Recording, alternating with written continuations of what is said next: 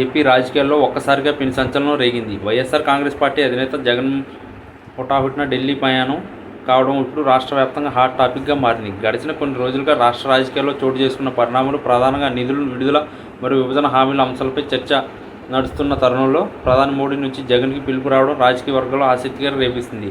అసలు ఈ అపాయింట్మెంట్ వెనుక ఉన్న అసలు కారణం ఏంటి? హఠాత్తుగా జగన్ ఢిల్లీ వెళ్లాల్సిన అవసరం ఏమొచ్చింది అనే ప్రశ్నలు ఇప్పుడు అందరినీ వేధిస్తున్నాయి. సాధారణంగా ముఖ్యమంత్రులు లేదా ప్రతిపక్ష నేతలు ఢిల్లీ వెళ్ళేటప్పుడు ముందుగానే షెడ్యూల్ ఖరారవుతుంది. కానీ ఈసారి అలా కాకుండా చాలా గోప్యంగా, అత్యంత వేగంగా ఈ పర్యటన ఖరారు కావడం వెనుక ఏదో బలమైన కారణం ఉందనే వాదనలు వినిపిస్తున్నాయి.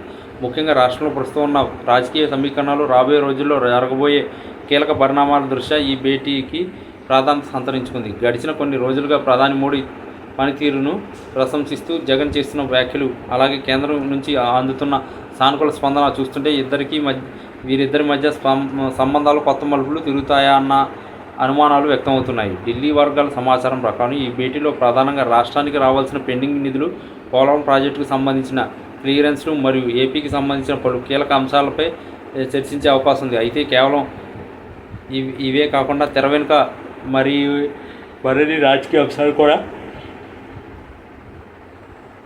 చర్చకు రానున్నట్లు సమాచారం. ముఖ్యంగా వచ్చే ఎన్నికల వ్యూహాలు, పొత్తులు అంశంపై కూడా ఈ సమావేశంలో ఏదైనా స్పష్టత వచ్చే అవకాశం ఉందని విశ్లేషకులు భావిస్తున్నారు. జగన్ తన పర్యటనలో భాగంగా కేవలం ప్రధాని మాత్రమే కాకుండా అమిత్ షా వంటి కీలక నేతలను కూడా కలిసే అవకాశం ఉంది. మరోవైపు జగన్ ఢిల్లీ పర్యటనపై ప్రతినిధి పార్టీలు తమదైన శైలిలో స్పందిస్తున్నాయి.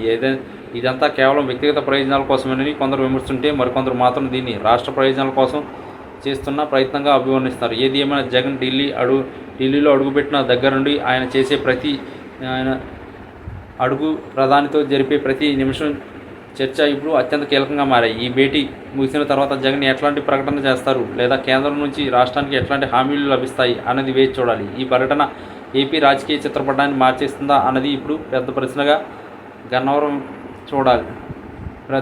గన్నవరం విమానాశ్రయం నుంచి ప్రత్యేక విమానంలో ఢిల్లీకి బయలుదేరిన జగన్ వెంట కొందరు ముఖ్య నేతలు మాత్రమే ఉన్నారు. ఈ పర్యటన ముగిసిన వెంటనే ఏపీ రాజకీయాల్లో మరిన్ని సంచలనాలు నమోదయ్యే అవకాశం ఉంది.